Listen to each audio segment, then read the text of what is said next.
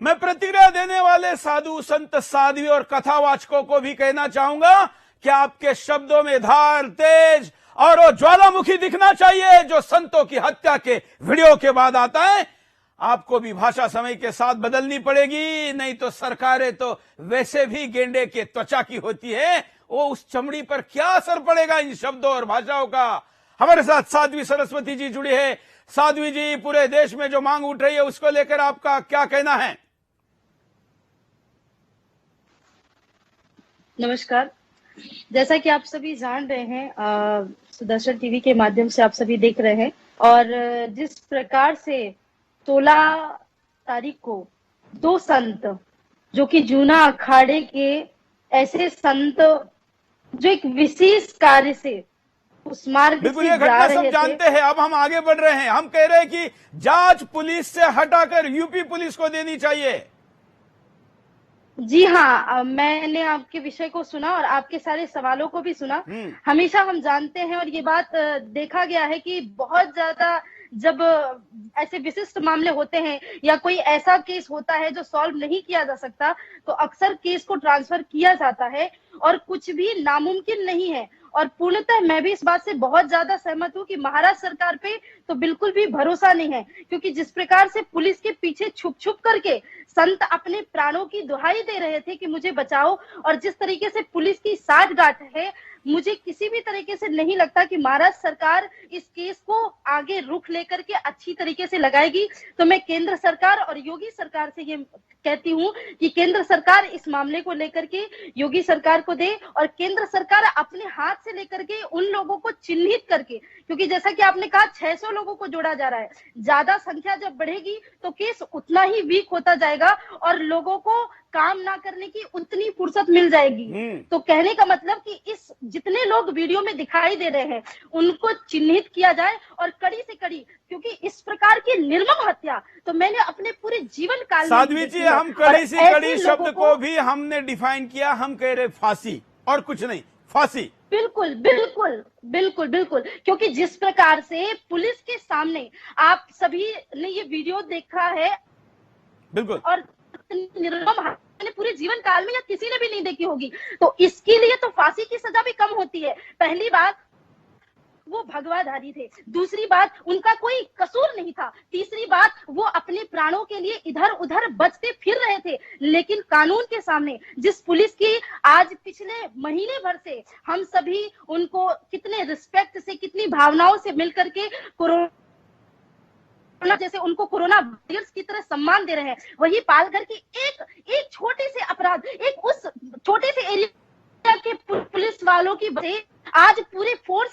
Sir हो गई है कि आज आपने उद्धव जी का वीडियो देखा तो उन्होंने अपनी बातों को किस तरीके से पहले ही हिंदू मुस्लिम इसको वास्तव में अगर ये देखा जाए तो आपने पहले ही तुष्टीकरण कर दिया, आपने पहली चीजें क्लियर कर दी कि इसको हिंदू ऐसे बिल्कुल करके लाया गया। बिल्कुल बिल्कुल सही कह रहे साध्वी जी कि आखिर जिस सरकार ने पहले क्षण से ये स्टैंड लिया कि ये तो घटना पूर्व नियोजित नहीं थी या घटना भ्रम में हुई है, तो वो जिस राज्य का मुखिया, जिस राज्य का गृह मंत्री ये कह रहा हो, उस राज्य की पुलिस क्या खाक जांच करेगी? एक, और सबसे जरूरी इसमें न्यायपालिका भी सवालों के घेरे में है। साध्वी जी, लखनऊ में जब सीएए के विरोध करने वाले दंगाइयों के पोस्टर लगाए योगी सरकार ने, तो जज साहब ने उन पोस्टर लगाने पर लोगों के मानवीय अधिकारों की बात करके उसको हटवाने के लिए अपना विशेष सो मोटो एक्शन लिया। क्या हिंदुस्तान के किसी भी जज का दिल साधुओं की निर्मम हत्या देखकर नहीं तड़पा? उनको नहीं लगा कि इस पे सो मोटो लेना चाहिए, सवाल पूछना चाहिए, किसी को लाइन हाजिर करना चाहिए, किसी को कोर्ट में बुलाना चाहिए, या किसी को कम से कम समझ जारी करना चाहिए कि भाई इतनी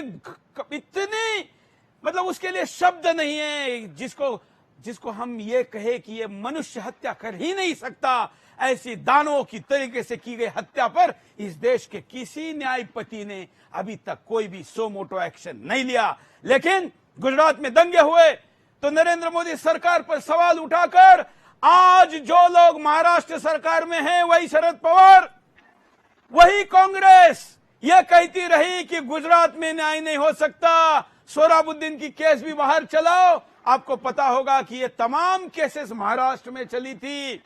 अगर सत्ता में जो लोग आज हैं उनका अतीत भी ये बातें कह चुका है, तो क्यों नहीं हम महाराष्ट्र की इस घटना को, जो कि जघन्य अपराध से भी जघन्य है, जिसका कोई शब्द, शायद शब्द लिखने वाले, व्याकरण लिखने वाले लोगों ने भी ऐसे अपराध के लिए कोई शब्द नहीं गढ़ा है, नहीं बनाया है, नहीं लिखा है, और इसलिए वो शब्द बिल्कुल, हमारे बिल्कुल, पास नहीं है। बिल्कुल। साध्वी जी, कहाँ है जज, कहाँ है न्यायपालिका? शिवराज जी, मैं एक बात कहना चाहती हूँ। देखिए, मैं वैसे तो इस चीजों को मैं इतने दिनों से देख रही हूँ और हृदय रो रहा है, दुख में, तकलीफ में, कि जहां एक तरफ पूरा विश्व इतने बड़ी महामारी से गुजर रहा है, वहां पे सोशल डिस्टेंसिंग की बात की जा रही है, और यहाँ सैकड़ों की संख्या में दो साधुओं को घेर करके, नोच करके, उनको जानवरों की तरह, जानवरों को भी इतनी निर्मम हत्या उनकी नहीं की जाती, जैसे नोच नोच के मारा जाता है। और दुख इस बात का है, आप जहां जिस न्यायपालिका की बात कर रहे हैं ना, वो न्यायपालिका सिर्फ उन लोगों के लिए है जिन लोगों के लिए आधी रात को कोर्ट खोला जाता है। ये न्यायपालिका उनके लिए है कि जब शबरीमला का प्रकरण आता है तो हजारों की संख्या में वहां पे प्रभु के भक्तों को मारा जाता है, पीटा जाता है। ऐसे बिल्कुल, और इसलिए सवाल बनता है, और ये सवाल पूछा जाएगा, जवाब सरकार को किसी भी कीमत पर देना होगा। हमारे साथ पूर्व एसीपी जुड़े हुए हैं, बात रखेंगे वेद भूषण शर्मा जी। क्या ऐसा हो सकता है या हो नहीं सकता, उससे प्रश्न पर मैं जाऊं उसके पहले मैं आपको पूछना चाहता हूं, इस घटना पर 600 लोगों पर एफआईआर, 100 लोगों की गिरफ्तारी, उसमें से 9 नाबालिग, 101 लोगों को बिरयानी खिलाना, 600 लोग कब पकड़ में आएंगे ये पता नहीं। केस किस दिशा में जाती हुई दिख रही है? सुरेश जी, ये बड़ी दुर्भाग्यपूर्ण घटना है जो हुई है। इसके कारणों में आपको जानना पड़ेगा, आपको समझना पड़ेगा कि वहाँ किस तरह का प्रशासन वहां पर इस टाइम चल रहा है। आपको ध्यान होगा, शिवसेना एक ऐसी उद्दंड पार्टी के रूप में वहां जानी जाती थी। उनके एक साथी और थे, एमएनएस, जो उनका ही एक संगठन था। उनका काम था पूरे महाराष्ट्र के अंदर, बॉम्बे के अंदर, बॉम्बे बंद, महाराष्ट्र बंद, सड़कें जाम, सड़क पर टैक्सी नहीं चलने देना, रेल ट्रांसपोर्ट को बंद करना। आज हम बात कर रहे हैं केवल साधु वाले मुद्दे पर, इससे बड़ा कोई मुद्दा नहीं, इससे बड़ा कोई अपराध नहीं। हाँ, मैं साधु वाले मुद्दे पर आ रहा हूँ, क्योंकि गवर्नमेंट का इसमें फेलियर है, तो इसलिए बताना जरूरी है। जो बेजड़ सरकार वहां पर बनी हुई है, कांग्रेस, एनसीपी और शिवसेना, तीनों की सरकार जो है बिल्कुल विफल हो गई है। बांद्रा में आपने देखा होगा, पालघर का जो इंसिडेंट आप लोग डिस्कस कर रहे हैं, पालघर के अंदर पूरी तरह से पुलिस की और सरकार की विफलता नजर आती है। जिस तरह से साधुओं को वहां पर लिंचिंग हुई है, उसके बारे में बिल्कुल वहां की सरकार और पुलिस विफल हो गई है, क्योंकि वहां पर जो तंत्र चल रहा है, शासन चल रहा है, वो बिल्कुल एक गैर तरीके से चल रहा है। उनके अंदर कोई ताकत नहीं है, कोई डिसीजन करने की स्थिति में नहीं है। आप देखिए, पालघर का जो इंसिडेंट हुआ, उससे पहले बांद्रा का हुआ, उससे पहले एक डीएचएफएल के आईएएस ऑफिसर को एक वहां परमिशन दे दी गई, डीएचएफएल वालों को वहां पर हम राजनीतिक मुद्दे में नहीं जाते। देखिए, वो कीचड़, उस कीचड़ में हमको नहीं जाना है। उनको जिस पार्टी के साथ जाना है जाए, जिस लुटेरे के साथ जाना है जाए, हमको हम आज उस पर बात नहीं करें। आज हम बात करें साधु की। मैं आपसे पुलिस ऑफिसर वाली कमेंट चाहता हूं, एज ए इन्वेस्टिगेशन वाली। आप पॉलिटिकल के बजाय उस पर प्रतिक्रिया दीजिए कि क्या ये जांच सही दिशा में जा रही है या नहीं जा रही है।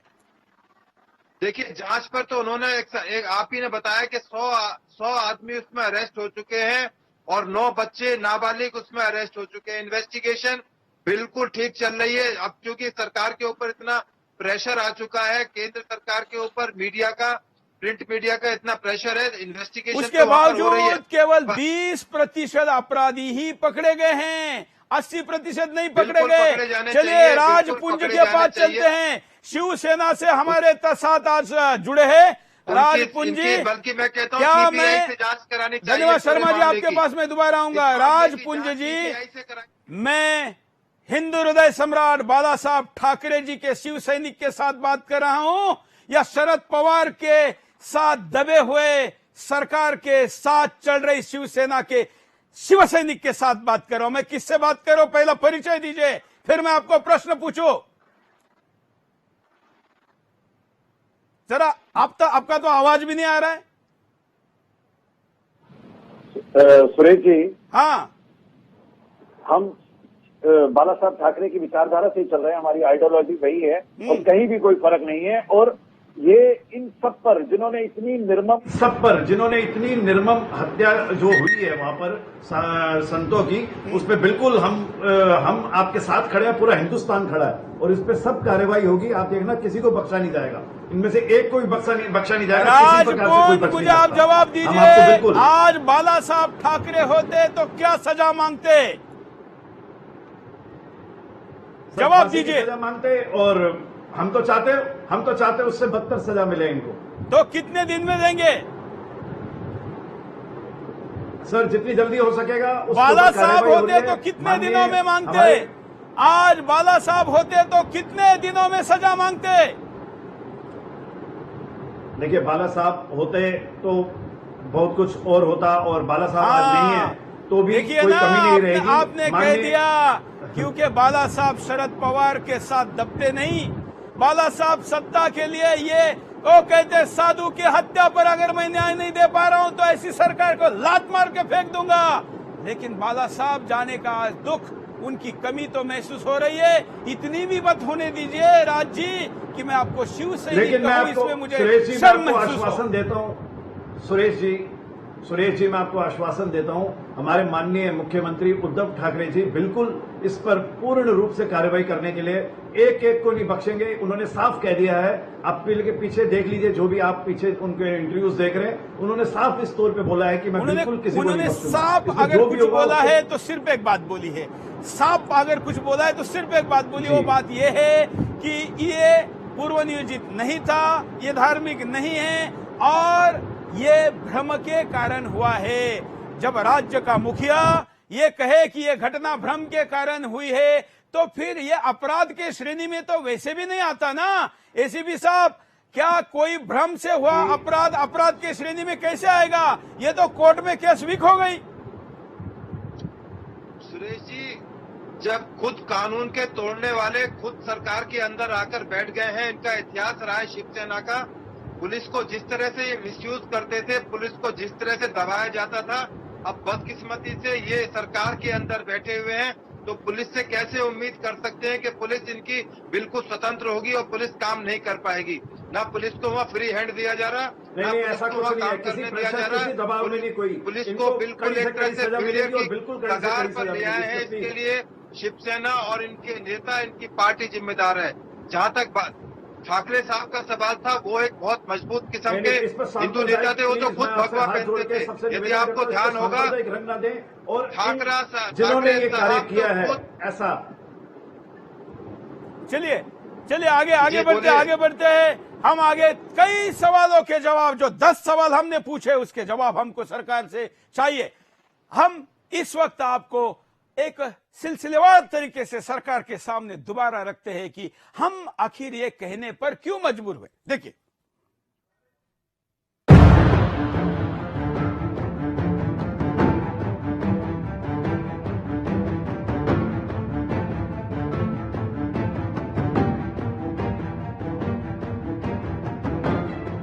महाराष्ट्र के पालघर में जिन साधुओं की निर्मम हत्या हुई, उसके बाद भी हत्यारों पर कड़ी कार्रवाई नहीं की गई।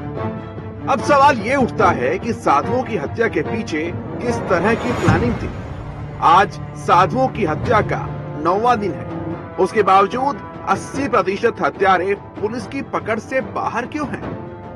अगर हम आपको स्पष्ट तरीके से बताएं तो पालघर मामले में जो FIR हुई है, उसमें साफ तौर पर 600 लोगों के मौजूद होने का दावा किया गया है, लेकिन FIR केवल 110 लोगों के खिलाफ दर्ज की गई। यानी देखा जाए तो 80% हत्यारे अब भी पकड़ से बाहर हैं। लॉकडाउन है और सभी जिलों की सीमाएं सील हैं, तो 500 लोग कहां गए? या तो सरकार पकड़ना नहीं चाहती और ये जता रही है कि हत्या भ्रम से हुई, क्योंकि देखा जाए तो उस गांव के लोगों की संख्या 1200 के करीब है और FIR में करीब 600 लोग शामिल हैं। तो क्या लोगों को बाहर से बुलाया गया था? ग्रामीण इलाकों में चेहरे पहचानना बहुत आसान होता है और पालघर जिले में ना ही शहर की भीड़ न ही कोई होटल और न ही कोई गेस्ट हाउस। तो बाकी बचे हत्यारे कहाँ छिपे हैं? क्योंकि पालघर जिले में चर्च और मस्जिद के अलावा और कुछ नहीं है छुपने के लिए। सवाल यहाँ ये भी खड़ा होता है कि क्या महाराष्ट्र की सरकार हत्यारों को पकड़ना नहीं चाहती? अगर 600 लोगों को पकड़ेंगे तो स्थानीय स्तर पर क्या राजनीति मुश्किल हो जाएगी? क्या उसमें सत्ताधारी पार्टी के लोग भी शामिल हो सकते हैं?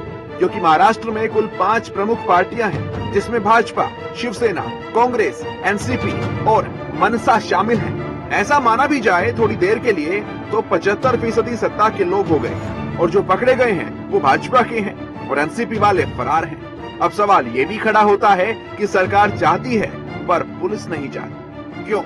क्योंकि पुलिस एनसीपी के अंडर है, या फिर कहा जाए कि पुलिस भी इस मामले में फंस रही है और ये सब पुलिस और अपराधी की साठगांठ से हुआ। एक बड़ा कारण ये भी है कि क्या 600 नाम ऐसे ही डाल दिए? 600 नाम डालने का कारण ये हो सकता है कि केस को लेकर बड़ी कार्रवाई हो रही है, और दूसरा कारण हो सकता है केस को कमजोर करना, क्योंकि जितने ज्यादा नाम उतनी कम सजा। अब सबसे बड़ा सवाल ये आता है कि जिन पुलिस वालों ने साधुओं को हत्यारों के हवाले किया, क्या वही पुलिस इन हत्यारों को पकड़ेगी? आज हम बिंदास बोल में इन्हीं बड़े सवालों पर चर्चा कर रहे हैं कि 9 दिन बाद भी साधुओं के 80% हत्यारे पुलिस की गिरफ्त से बाहर क्यों हैं?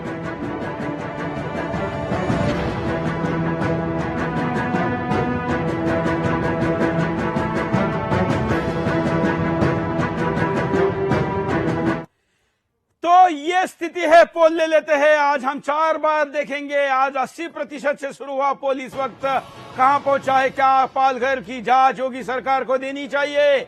इस सवाल पर देश भर के लोगों को पूछा गया तो 80% से शुरू हुआ पोल 95% पर जा रहा है। मैं बीच बीच में कंट्रोल रूम को कहूंगा कि इसको अपडेट दिखाते रहें। हम शो के आखिर तक कहां तक पहुंचते हैं देखते हैं। आगे चलते हैं। साध्वी जी के पास मैं दोबारा चलूंगा। साध्वी जी, तमाम प्रश्न पूछ के हो गए।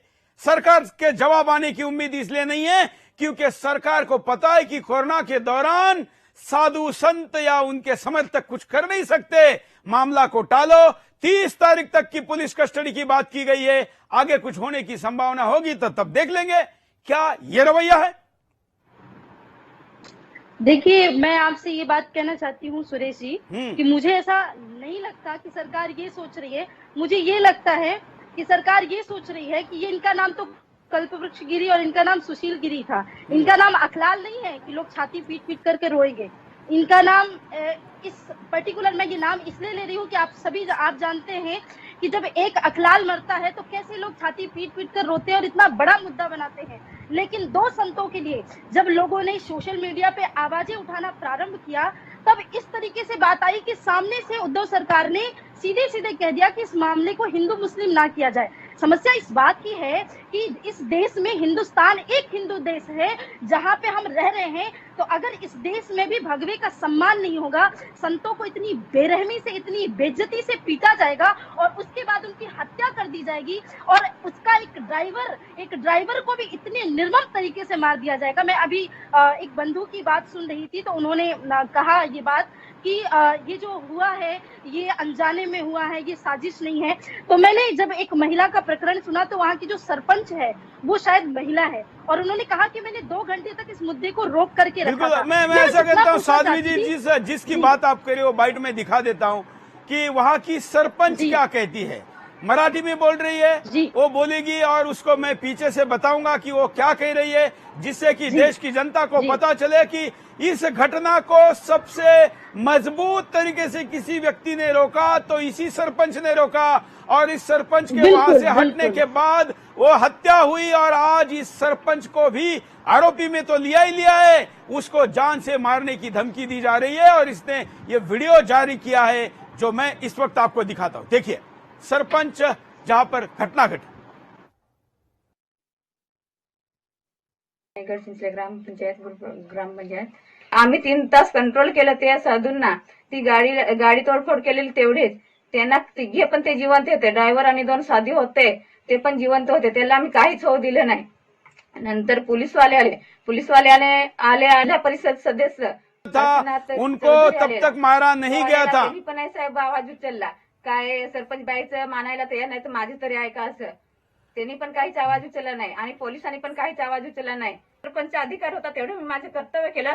तोपर्यंत मी 2-3 तास एकट्या बाईने एवढी पब्लिक पासेस असे कंट्रोल केली. ये पॉज करिए, मैं थोड़ा पॉज करिए. इन्होंने कहा कि मुझे जब पता चला, बुलाया गया तो मैं वहां गई तो तीनों साधु जीवित और सुरक्षित थे. वहां जाने के बाद मैंने लोगों को रोका, समझाए रखा. अकेली मैं महिला होने के बावजूद तमाम लोग वहां पर रुके रहे और रुकने के तक साधु सुरक्षित थे. आगे प्ले करिए. दिला अजिबात नाही. गाडी तोडफोड केलेली तेवढंच. साधू तर त्यांच्या स्वतःच्या पायाने धावत जाऊन बसले पोलिसवाल्यांच्या गाड्यात. नंतर मग पोलिसवाल्यांनी आवाज उठवायला पाहिजे. काय झालं काय नाही ते मला पुलिस माहिती नाही. खुद भागते हुए पुलिस की बैठे. गाड़ी की तोड़फोड़ जरूर हुई थी लेकिन लोग सुरक्षित थे और वो पुलिस की गाड़ी में जाकर बैठ भी गए थे. तो फिर सवाल बनता है कि गाड़ी वहां से क्यों नहीं हटाई गई. आगे का वीडियो देखते हैं. पाहिजे होतं सर. काय पोलिसवाले बंदोबस्तीला दिलेले होते, त्यांनी आवाज उचलायला पाहिजे. पुलिस सिक्योरिटी में दी थी, उन्होंने क्या किया. पुलिस सिक्युरिटी में दी थी, उन्होंने क्या किया. आणि पोलिसवाल्याने त्यांनी पण काहीतरी बोलायला पाहिजे, आवाज उचलायला पाहिजे होतं. मी गेली 2 वाजता तोपर्यंत तिघे पण मर्डर होते. 2 गाडी, 2 खाली आणि 1 गाडीत. मग त्यांनी पण जबाब द्यायला पाहिजे होता पोलिसवाल्याने. जोपर्यंत माझं कर्तव्य होतं ते मी कर्तव्य पार पाडलं. मैंने मेरे कर्तव्य का निर्वहन किया और जब तक मैं वहां थी मैंने किसी को भी वहां कुछ करने नहीं दिया. तो एक महिला अगर दमदार तरीके से खड़े रह के साधुओं की जान बचा सकती थी तो जिनके पास बंदूक, खाकी वर्दी, सरकार का सपोर्ट और पुलिस नाम था, वो क्यों विफल हुए. मैं अश्विनी दुबे जी के पास चलता हूं. सुप्रीम कोर्ट के वकील अश्विनी दुबे जी एक महिला शेरनी साबित हुई और पुलिस, क्या मेरे लिए तो शब्द नहीं है. इन दिनों में पुलिस का मैं वैसे भी इतना समर्थक हूं लेकिन इस घटना ने बहुत दुखी किया है. अश्विनी दुबे जी. कोई नॉर्मल घटना नहीं है. ये पुलिस की कस्टडी में लोगों को भीड़ द्वारा मार देना है. और जो महाराष्ट्र सरकार यह कह रही है कि 400 या 500 लोग इसमें इन्वॉल्व हैं. हाँ. जिस घटना में सुरेश जी जितने ज्यादा लोग इन्वॉल्व होते हैं उतना ही कन्विक्शन का रेट कम हो जाता है. बिल्कुल. ये लीगल आज तक का एक सेटल्ड लॉ है. किसने मारा, किसके प्रहार से चोट लगी, कहां चोट लगी, डंडा किसके हाथ में था, लाठी किसके हाथ में थी, डेडली वेपन किसके हाथ में था, बिसरा रिपोर्ट क्या कह रही है, पोस्टमार्टम रिपोर्ट क्या कह रही है. इन सबको देखते हुए पता चलेगा कि वो 500 के 500 लोग बरी हो जाएंगे और यह आ जाएगा कि नोवर किल्ड दीज साधुज. तो महाराष्ट्र सरकार की जो इसमें 500 लोगों के ऊपर एफआईआर दर्ज करके इतिश्री करने की बात कह रहे हैं, वो उन आरोपियों को बचाने की कोशिश कर रहे हैं. Point number 1. Point number 2. एक एक करते दुबे जी आपके सवाल का जवाब देने के लिए शिवसेना महाराष्ट्र के सरकार के प्रतिनिधि शिव सैनिक कहने वाले यहाँ पर राज्य बैठे. राज्य जवाब दीजिए, यहाँ पर सवाल पूछा गया, इसका क्या उत्तर है आपके पास. देखिए, मैं आपको सीधा कहना चाहता हूं कि इस पे बिल्कुल न्याय, इस पे जांच चल रही है और जांच जब तक नहीं हो जाती तब तक कुछ भी कहना संभव नहीं है. हाँ, मैं आपको ये आश्वासन देता हूं कि इस पे जो भी अपराधी हैं उनको कड़ी से कड़ी सजा मिलेगी. ये पूरा देश देखेगा और इसमें कोई दो राय नहीं है. आज भी शिवसेना हिंदुत्व की पार्टी है और हमारी विचारधारा वही है, बाला साहब ठाकरे वाली विचारधारा है और कहीं भी कोई कमी नहीं है. आप बिल्कुल चिंता मत करिए. बाला साहब का नाम बदनाम करने का आपको कोई अधिकार नहीं है. 9 दिनों बाद बाला साहब का नाम पर यह नहीं हो सकता था. बाला साहब का नाम यूज मत करिए. अगर फांसी की डेट आपके पास है तो ही पवित्र नाम को आप मुंह में लाइए, नहीं तो मत लाइए. आप जानते हैं ऐसे फांसी आप हिंदुस्तान में किसी को एकदम फांसी किसी को नहीं दे सकते. आप भी जानते हैं इस चीज को. हाँ, आप भी कैसे क्यों दिन नहीं बता सकते. ये नहीं कह सकते कि 1 महीने में जांच पूरी करेंगे, 15 दिन में पूरी करेंगे. ये क्यों नहीं कह सकते. ये क्यों नहीं कह सकते कि 15 दिन में जांच पूरी करेंगे. सुरेश जी, हम तो चाहते ही है कड़ी से कड़ी सजा मिले, इससे भी बदतर सजा मिले. आप भी कांग्रेस की भाषा बोल रहे हैं. जांच चल रही है, कड़ी से कड़ी सजा मिलेगी, न्याय होगा. भाई ये तो 70 साल से सुनता आ रहा हिंदुस्तान. कोई फर्क है कि नहीं. कोई फर्क है क्या. नहीं सुरेश जी, आप ऐसा मत कहिए. कोई इसमें कोई ऐसा नहीं बढ़ता जाएगा। आप देखिए इसमें कैसे अभी एक्शन लिए 9 जाएंगे। दिनों लेकिन बाद, अभी जब आपके 9 सामने दिनों लॉकडाउन पड़ा बाद पूरा हिंदुस्तान और पूरा भारत, 101 का आंकड़ा 1 से भी आगे बढ़ा। सिर्फ एक नंबर जो 500 फरार है, जिसमें तमाम नाम कहे जा रहे कि नाम नहीं है, क्योंकि पहला लिस्ट सेकुलर दिखना चाहिए था। और होम मिनिस्टर ने जो ट्वीट किया कि मारने वाले और मरने वाले एक ही जाति धर्म के हैं, ये दिखाने के लिए पहली लिस्ट इतनी है।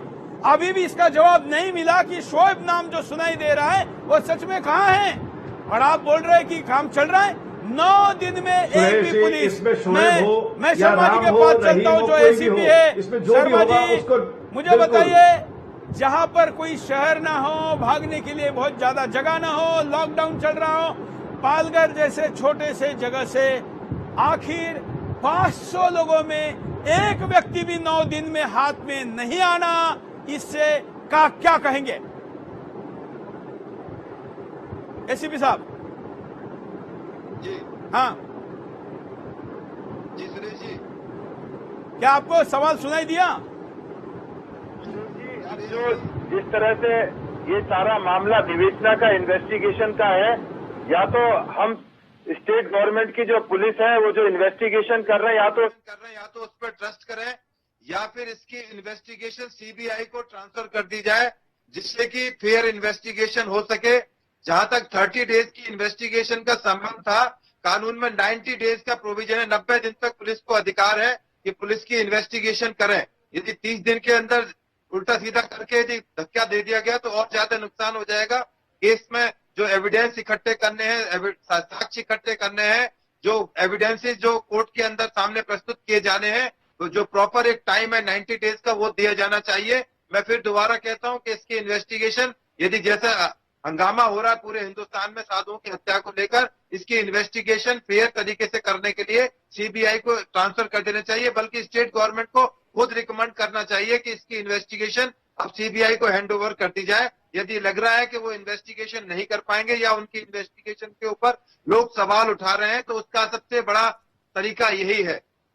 मैं दुबे जी के पास चलता हूं। दुबे जी, आप थोड़े देरी से जुड़े, तब मैंने एक सवाल पूछा था। वो सवाल आपको पूछकर मैं आपको ये सवाल पूछूंगा कि क्या ये योगी के पास ट्रांसफर करने वाली बात हो सकती है कि नहीं। लेकिन उसके पहले मेरा ये सवाल, जिसको मैंने बड़े गुस्से में ये पूछा, न्यायपालिका कहां है? आप तो सुप्रीम कोर्ट के वकील हैं। जज साहब को तो गुनहगारों को, दंगा करने वालों के फोटो लगाने पर आपत्ति है। क्या हिंदू साधु के मरने पर भी किसी जज का दिल नहीं हिला है?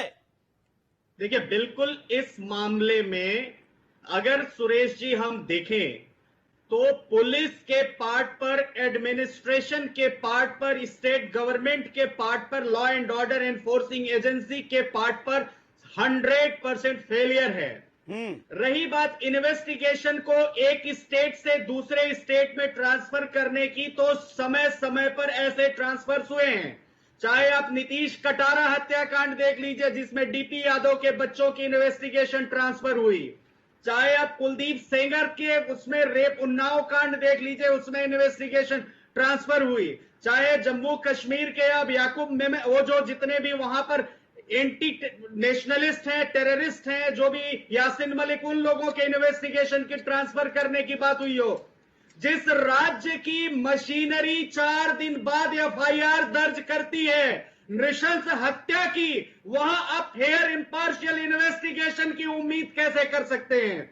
आपकी जो डिमांड है तर्क संगत है, न्याय संगत है, विधि के कानूनों के अनुरूप है, और निश्चित तौर पर यह वहां से ट्रांसफर हो सकता है। एक या एक पॉइंट 2, जो सेंट्रल ब्यूरो ऑफ इन्वेस्टिगेशन को इन्वेस्टिगेशन ट्रांसफर करने की बात है, यह कंप्लीटली केंद्र सरकार के प्रोगेटिव में आता है।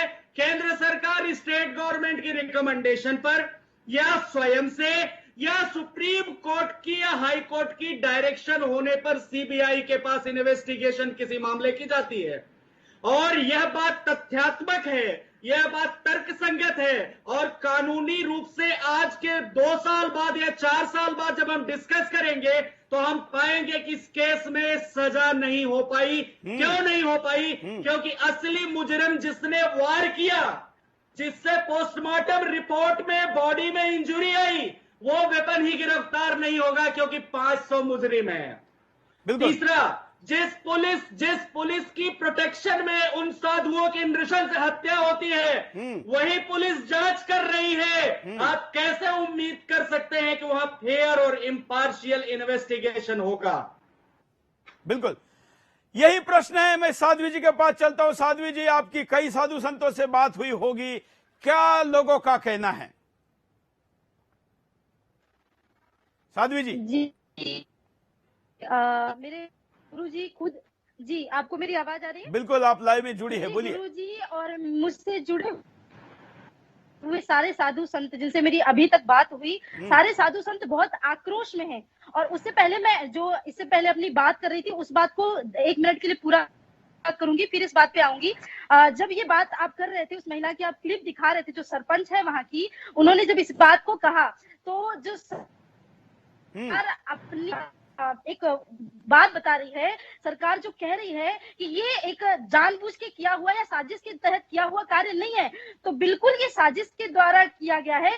क्योंकि जब 2 घंटे तक कोई महिला किसी संत को रोक सकती है और तब तक वो जीवित थे, तो आप भी जानते हैं कि पालगढ़ गढ़ चिंचिले से मुंबई की दूरी ज्यादा नहीं है। आप जितनी चाहे उतनी फोर्स मंगा सकते थे, जिस तरीके से सुरक्षित हो सके। जिस गांव की आबादी ही 1200 है, उस गांव में 400 लोग मिल करके एक संत को, 600 लोग मिल करके 2 संतों की निर्मम हत्या करते हैं, तो क्या वहां पे फोर्स नहीं पहुंच सकती? और रही बात साधु संतों की, रही बात अखाड़ा के लोगों की, रही बात जूना अखाड़ा के संतों की, तो सारे संत बहुत आक्रोशित है। लेकिन अभी भी क्योंकि संत सर्वे भवन्तु सुखिनः की भावना की ओतप्रोत रहते हैं, तो वो संत सिर्फ एक बात कहना चाहते हैं कि केंद्र सरकार इस मामले को अपने हाथ में ले और इसकी कड़ी से कड़ी एकदम बहुत कम समय में, जैसा कि मैंने सुना अभी कि पुलिस के हाथ में होता है कि 90 दिन तक अपने हाथ में केस लेकर के रखे, तो इस तरीके से अभी आपने सुना कि सालों सालों तक इस मुद्दे को घसीटा जाएगा और उनको बैठ करके जेल में बिरयानी खिलाई जाएगी, उनको जेल में एसी की हवा दिलाई जाएगी, बिरयानी खिलाई जा रही है, फिर 2 वो मैं कल दिखा चुका हूँ। बिल्कुल। और जिनके पास होम मिनिस्ट्री है, उन पार्टी के प्रवक्ता ने एक्सेप्ट किया कि बिरयानी खिलाना मजबूरी है, क्योंकि कोरोना के जो डायरेक्शन है उसके अनुसार पौष्टिक आहार जाना चाहिए। बताइए।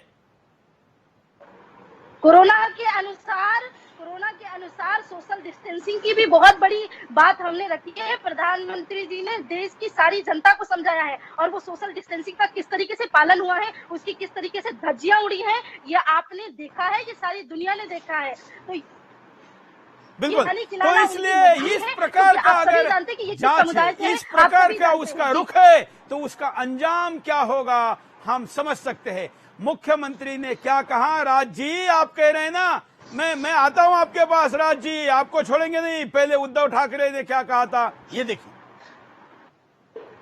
सब की बात नहीं है, सिर्फ गलतफहमी जो हुई इस कारण इनकी हत्या हुई, ये दुर्भाग्य की बात है। गलतफहमी के शिकार हुए हैं, ये कोई मजहब की बात नहीं है, सिर्फ गलतफहमी जो हुई इस कारण इनकी हत्या हुई, ये दुर्भाग्य की बात है। ये कोई मजहब की बात नहीं है, सिर्फ गलतफहमी जो हुई इस कारण इनकी हत्या हुई, ये दुर्भाग्य की बात है।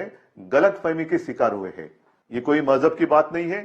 चलता हूं सुप्रीम कोर्ट के वकील दुबे जी, क्या राज्य का मुखिया जो कि पुलिस का भी हेड है, केवल इतनी सी क्लिप भी अगर अपराधियों के तरफ से जज साहब को दिखाई जाए तो पूरे की पूरे लोग, सजा होना तो बहुत दूर की बात है, बेल तक मिल जाएगी? बोलिए।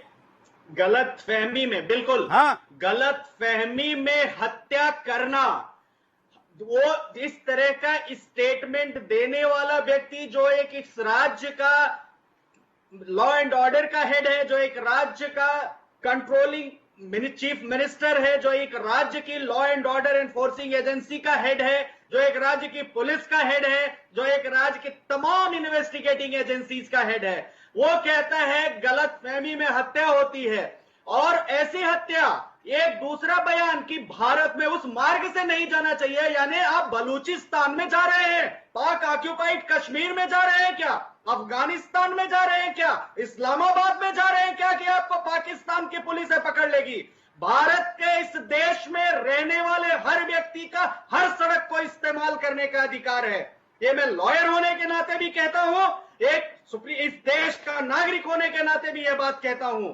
और मैं बताऊं कि ये हत्या नहीं है, एक प्री प्लान्ड कॉन्स्पिरेसी से दूसरे धर्म के लोगों के द्वारा भगवा वस्त्र में जा रहे लोगों के ऊपर अत्याचार है। और समय समय पर इस तरह की घटनाएं होती हैं, और जब इस तरह की घटनाएं होती है तो कभी गलतफहमी का नाम दे दिया जाता है, कभी भटके हुए नौजवानों का नाम दे दिया जाता है, कभी यह कह दिया जाता बिल्कुल है बिल्कुल। मैं साध्वी जी के पास चलता हूं। साध्वी जी, फूल बरसाते हुए सी कर देते हैं। साध्वी जी, आप महाराष्ट्र में रहती है, आपको पता है कि पालघर क्या है। पालघर मैं कई बार गया हूं, अपने कॉलेज लाइफ के दिनों में भी गया हूं, कई बार जाता रहता हूं। त्र्यंबकेश्वर जब जाना हो गुजरात की तरफ से तो उधर से ही जाते हैं। पालघर जैसी जगह पर रात को इतने देरी से इतने लोग एकत्र होना, और उससे भी बड़ा सवाल कि क्या कोई आदिवासी किसी संत को कभी मार सकता है? मेरा तो जवाब नहीं है कि कभी नहीं मार सकता। साध्वी जी, बिल्कुल नहीं, बिल्कुल नहीं। कोई भी आदमी किसी संत को मार नहीं सकता। और ये जो आप पालघर के एरिया की बात करें, ये पर्टिकुलर पूरा कम्युनिस्ट का है। ये बात आप अच्छी तरीके से बिल्कुल। जानते हैं। पालघर जिले और में जिस जगह पे डहाणू कम्युनिस्ट की तहसील के संख्या अंदर बढ़ती है, आता है। जी बिल्कुल। तो ये जिस प्रकार आप बात करें, आदिवासी कभी भी, आप शहर के लोगों को देखिए, जो शहर के लोग संतों का सम्मान नहीं करते, आदिवासी समुदाय उससे कहीं ज्यादा संतों का सम्मान करता है। तो एक आदिवासी कभी भी किसी संत को इस तरीके से, निर्मम तरीके से नहीं मार सकता है। और साध्वी जी, मैं ये भी जानना चाहूंगा कि आप वहां जाती है, आपको पता होगा ठाणे जिले में भी कितने बड़े पैमाने पर ईसाई मिशनरियों का वहां पर धर्मांतरण का धंधा चल रहा है। बिल्कुल। आज से करीब 3-4 साल पहले मेरी सुदर्शन टीवी से किसी बंधु से इसी बारे में बात भी हुई थी। मुंबई में ही बाशी में मेरी बात हुई थी। तो मैंने बताया था कि किस प्रकार से जगह जगह पे अपने टेंट और कैंप लगा करके, क्योंकि ये जानते हैं कि जो हिंदू धर्म के लोग हैं वो पूजा पाठ में बिलीव करते हैं, धर्म को मानते हैं, ज्योतिष पे मानते हैं। तो ये कुछ अपने लोगों को एकत्रित करके उनको भूत प्रेत लाने जैसा नाटक करते हैं। बड़ी बड़ी बीमारियां बताएंगे कि इनको तो इनका पैर खराब था, इनके पैर टूटे हुए थे, और बस जरा सा इन्होंने कुछ किया और वो ठीक हो गए। तो इनका ये पूरा षड्यंत्र महाराष्ट्र के एक एक छोटे छोटे जिले से लेकर के, एक एक छोटे छोटे कस्बे से लेकर के, एक एक छोटे छोटे गांव से लेकर के, सिर्फ और सिर्फ हमारे धर्म को मिटाने के लिए और अपनी जनसंख्या को बढ़ाने के लिए इस प्रकार की साजिशें पूरे महाराष्ट्र के छोटे छोटे गाँव में चली रही है। ये आप बिल्कुल। और वो ये सब साजिश करने के लिए जो हथियार उपयोग में लाते हैं, वो हथियार है लोगों को झूठ परोसना, झूठ बोलने के साथ साथ विद्रोह करना, और उससे भी ज्यादा बड़ी बात, भगवे कपड़े के विरुद्ध ऐसे शब्दों का उपयोग कि भगवा कपड़े वाला सामने आ जाए तो उसकी हत्या करने का आपका मन हो। घर के अंदर के भगवानों के फोटो को उतारकर फेंक देने की बात करते हैं, जला देने की बात करते हैं। जो भगवानों के फोटो को जलाने की बात सिखाते हैं, वो संत सामने आने पर क्या करने की बात करते होंगे, ये बताने के लिए नई किसी घटना को जोड़ने की जरूरत नहीं। मैं एसीपी साहब के पास चलूंगा, क्योंकि आज मैं पुलिस से जुड़ा हुआ एंगल पर ज्यादा बातचीत कर रहा हूं। एसीपी साहब, मैं आपसे यह समझना चाहता हूं कि 1210 लोगों का गांव या 12 लोगों का गांव है। आज मान लीजिए कि आज की आबादी उसकी 1500 हो गई होगी, क्योंकि 2011 की जनना है। इतने छोटे से गांव में 500 प्लस 100 मतलब 600 लोगों पे एफआईआर, मतलब आधी आबादी पे एफआईआर। तो पूरी आबादी में कई बुजुर्ग होंगे, कई छोटे बच्चे होंगे, महिलाएं होगी, और इतना छोड़कर क्या पूरा गांव ही एक तरीके से एफआईआर में डाला है? देखिए सुरेश जी, पहले तो मैं क्लियर करना चाहूं, जो अभी आप कह रहे थे यूपी में ट्रांसफर हो सकती है, यूपी में ट्रांसफर नहीं हो सकती, ट्रायल ट्रांसफर हो सकता है सुप्रीम कोर्ट के आदेश पर। जो अभी वकील साहब बता रहे थे, वो केसेस की इन्वेस्टिगेशन ट्रांसफर नहीं हुई, उन केसेस की ट्रायल ट्रांसफर हुई है। अब आते हैं इस मुद्दे पे, 600 आदमी या 100 आदमी, 2 आदमियों के मर्डर और ड्राइवर की इंजरी करने के अंदर यदि बहुत ज्यादा इसको अरेस्ट ज्यादा शो की जाएंगी, उसमें कॉम्प्लिकेशन और बढ़ेगा। जो असली मुलजिम है वो उसमें निकल सकते हैं, क्योंकि 2 आदमियों के मर्डर में 4 आदमी, 10 आदमी, 100 आदमी इन्वॉल्व हो सकते हैं। यदि आप 1000 आदमियों को इन्वॉल्व करके दिखाएंगे तो मुझे नहीं लगता फिर इन्वेस्टिगेशन हो पाएगी, क्योंकि किसी भी सूरत में आप उसको डंडा पिन भी मारेंगे, सुई भी चुभाएंगे तो मुश्किल से 10-20 आदमी जो मौके पर है, हम वीडियो देखते हैं, हम वीडियो देखते हैं, वीडियो में साफ दिख रहा है कि कितने लोग हैं। वीडियो में जो लोग हैं उनको गिनकर आज के जमाने में अज्ञात 500, ये क्या है भाई? ये संख्या केवल इसलिए लगाई गई क्योंकि इसमें लोगों को, ज्यादा से ज्यादा लोगों को, देखिए आप सारी संख्या को देखिए, जो लोग हमला कर रहे हैं वो उनकी संख्या कितनी होगी देखिए। जो मौके पर आदमी है, जो जहाँ पर ये इंसिडेंट हुआ है पालघर में, वहाँ पर जो मौके पर मौजूद थे वही आदमी एक्यूज बन सकते हैं। बिल्कुल, तो यहाँ देखने वाले लोगों को भी नाम में डाला है, मुझे लगता है गलत है। मैं इसी बात पर स्ट्रेस कर रहा हूँ, मैं इसी बात पर दबाव डाल रहा हूँ। ज्यादा आदमी होना जरूरी नहीं है जो डंडे से पीटते हुए दिखाई दे रहे हैं, चाहे वो पुलिस वाले इसमें मदद कर रहे हैं, इनसे पुलिस की भी अरेस्ट होनी चाहिए, क्योंकि उनका एक नेग्लिजेंस है। जो पुलिस वाले वहाँ खड़े हुए हैं जिनकी मौजूदगी में इन लोगों को मारा जा रहा है, ये उनकी नेग्लिजेंस का पार्ट है। उनके खिलाफ भी कानूनी कार्रवाई बनती है और सरकार को, पुलिस को लेनी चाहिए। केवल सस्पेंशन करना ही काफी नहीं है, क्योंकि पुलिस में जब भर्ती किया जाता है तो उसको कसम खिलाई जाती है कि वो जान और माल की रक्षा के लिए अपना जीवन भी दे देगा, पर वहाँ पुलिस वाले लग नहीं रहा कि वो किसी पुलिस वाले कोई एक्शन ले रहे हैं या रोकने की कोशिश की जा रही है। देखिए, जिन्होंने मारा है उनकी संख्या कितनी हो सकती है, और वीडियो में दिख रहे लोग 20, 25, 30 हो सकते हैं। मैं कहता हूँ 100 हो सकते हैं, लेकिन 600 लोगों को इसमें लेकर मामले को कमजोर किया जा रहा है। 600 लोग कभी भी गिरफ्तार नहीं दिखाए जाएंगे, इसलिए चार्जशीट नहीं होगी, इन्वेस्टिगेशन पूरी नहीं होगी। देखिए, ये दूसरे एंगल से वीडियो है, हमारे पास एक आज नया वीडियो भी आया है।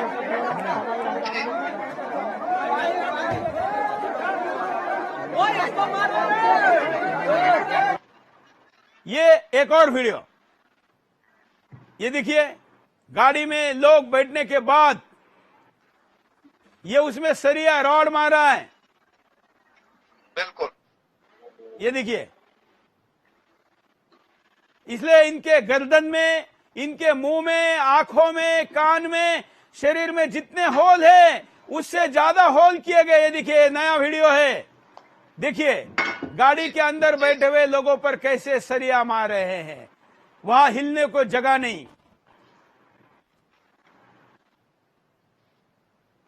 देखिए कितना खतरनाक है, शरीर में कई होल पड़े हैं, कई छेद किए गए हैं, कई जगह काटा गया है। और ये कहा जा रहा है जो डेड बॉडी लेने गए थे वो बता रहे हैं कि इनका शरीर कम से कम आकार से 4 गुना से ज्यादा बढ़ गया था। एसीपी साहब, देखिए हमने वीडियो दिखाया, मैं दुबे जी को भी इस विषय पर लूंगा, लेकिन हम 100 भी मैक्सिमम मान ले तो भी 500 लोगों को अतिरिक्त जोड़ना मतलब केस को डिलेर करने का ही गेम है। सुरेश जी, वो केस को कमजोर करने वाली बात होगी, क्योंकि यदि जो मौके पर है ही नहीं, जो अपने गांव में रह रहे हैं, क्योंकि रात के टाइम इंसिडेंट हुआ है, जो आदमी घर पर सो रहा है, यदि आप उसको भी कॉन्स्पिरेसी के अंदर दिखा देंगे तो वो केस कमजोर हो जाएगा। कोई भी कोर्ट, कोई भी अदालत उस तथ्य को नहीं मानेगी, उस बात को नहीं मानेगी कि कोई आदमी गांव में सो रहा है या गांव में मौजूद है और मौके पर है ही नहीं। आप उसको भी इम्प्लीकेट करते हो केवल इसलिए क्योंकि दबाव ज्यादा है सरकार के ऊपर, तो ये इन्वेस्टिगेशन को नुकसान पहुंचाने के लिए बिल्कुल कोई फायदा नहीं होगा। चलिए अभी राज शिवसेना प्रवक्ता के पास चलते हैं। आप बताइए, अभी इतना सब कुछ सुनने के बाद कोई परिवर्तन आया हो तो बोलिए। राज जी, बराबर जुर्म माना जाता है, और अगर 100 लोग हैं उनको जिन्होंने उकसाया है वो भी हत्या के जुर्म में उतने ही माने जाएंगे जितने दोषी हैं दूसरे भी। लेकिन 600 तो नहीं होंगे। अब 600 है या वो अरे कोई 500 है लाउड या स्पीकर से 1200 थोड़ी ना है, जितने अनाउंसमेंट भी की गई होगी। हैं सब दोषी माने जाएंगे। अरे मैं जो भी पूछना लोग चाहता इन्वॉल्व हूँ, आपके इसमें जो सब लोगों पैनल को बैठे इन्वॉल्व किया शिवसेना गया, के कोई किसी को बख्शा कोई- नहीं जाएगा। माननीय कोई उद्धव ठाकरे जी announcement ने कोई बिल्कुल उस पर लाउड स्पीकर पर आश्वासन थोड़ी दिया ना है। दी गई होगी और इस इसकी। समय आप देख रहे हैं महामारी से जूझ रहा है पूरा महाराष्ट्र, नंबर 1 पे चल रहा है पूरे देश के अंदर। उसके बावजूद इतना बड़ा एक्शन लिया गया है एकदम, और लिया जाएगा। इसमें आप बिल्कुल निश्चिंत रहे। मैं पूरे आश्वासन देता हूं देश की जनता को कि बिल्कुल आप विश्वास रखिए। चलिए मैं ये आखिरी सवाल चारों गेस्ट को पूछ रहा हूं। राज, मैं आपको पूछ रहा हूं, क्या ये केस सीबीआई को या दूसरे राज्य के बाहर की एजेंसी को दी जाए, इस पर आपकी क्या प्रतिक्रिया है? जी, आप मुझसे कह रहे हैं?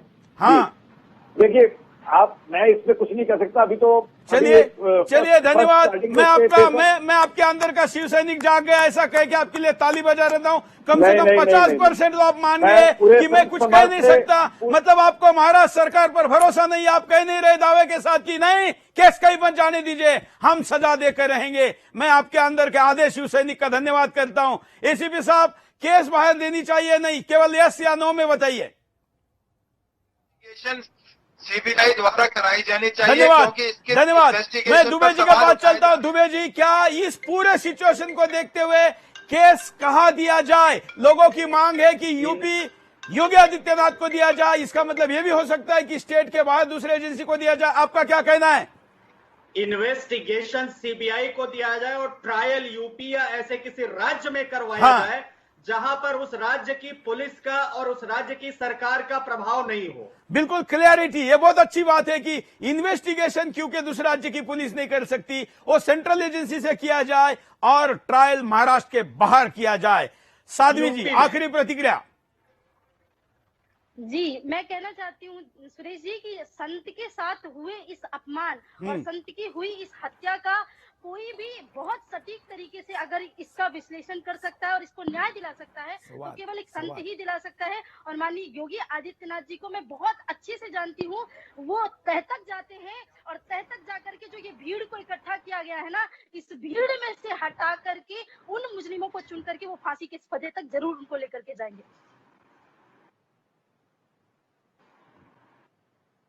आखिर ये बात कही, मैं उद्धव सरकार को पुनः सवाल पूछता हूं जिससे मैंने शुरुआत की थी, जो आज हमारे शो का महत्वपूर्ण हिस्सा है। पहला सवाल हमारा है, उद्धव सरकार जवाब दीजिए, शरद पवार को पूछकर भले दीजिए लेकिन दीजिए, सोनिया गांधी को पूछकर दीजिए लेकिन दीजिए। मैं सवाल फिर चलाता हूं कि क्या सवाल है आज के शो पर?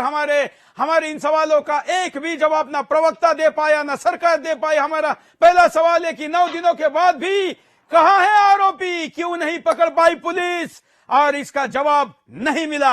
हमारा दूसरा सवाल आज के शो में जो पूछा, लॉकडाउन में जिले के 500 लोग सील होने के बावजूद कहा गए, जवाब नहीं मिला।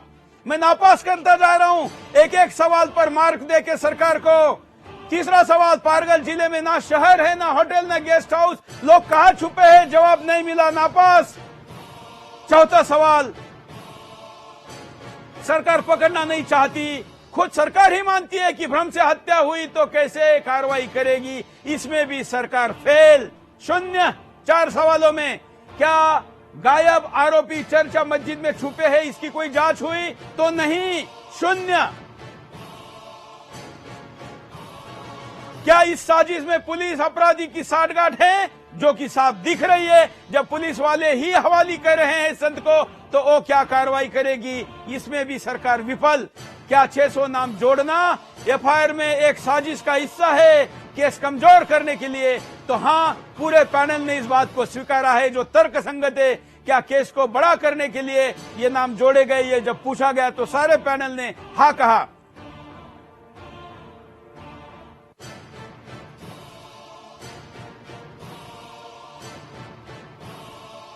और 10वां और महत्वपूर्ण सवाल के बाद मैं पोल लूंगा आपके सामने, आपने क्या जवाब दिया? जिस पुलिस ने साधुओं को हत्यारों के साथ हवाले किया वो क्या पकड़ेगी? 10वां सवाल और मार्क शून्य, मार्क शून्य। उद्धव सरकार कोई जवाब नहीं। क्या लोगों ने जवाब के उत्तर में एक साथ एक मुश्त वोट किया है, पोल किया है? देखिए, जब पूछा गया कि क्या इस जांच को राज्य के बाहर लेके जाना चाहिए योगी जी का नाम लोगों ने प्रतीकात्मक तौर पर लिया, ऐसा भी अगर हम मानते हैं तो 98% लोग कह रहे हैं कि हाँ, आज के शो की बड़ी विशेषता है कि आज 80% से ही केवल शो शुरू हुआ था। सामान्यतः ऐसे शो शुरुआत में ही 95-98% जाते हैं, लेकिन आज 80% से शुरू हुआ शो आखिर में 98% तक पहुंच गया। मतलब मेरे शिव सैनिकों ने भी, हिंदू हृदय सम्राट बाला साहब ठाकरे के शिव सैनिकों ने भी ये वोट किया है। यहां तक कि शो में जो पैनलिस्ट शिव सैनिक था उसने भी कहा कि मैं कुछ नहीं कह सकता। मतलब इसका जवाब होता है 50% हो। प्रवक्ता भी कह रहा है कि हाँ, ऐसा भी स्वीकार है, चल सकता है। मुझे लगता है कि मेरी मांग देश की जनता तक तो गई है ही, सरकार तक, जज तक, इंक्वायरी की एजेंसी तक, और केंद्र सरकार भी इसको सुनेगी और कोई ना कोई फैसला करेगी। मित्रों, मैं महाराष्ट्र के शिव सैनिकों के साथ आज के शो में घोषणा करता हूं कि कल मैं बाला साहब ठाकरे आज है ऐसा मानकर इस साधुओं की हत्या के ऊपर वो भाषण में क्या बोलते, उनके मैं वो भाषण लेकर आऊंगा, आपको दिखाऊंगा कि बाला साहब ठाकरे इस घटना पर क्या बोल रहे हैं।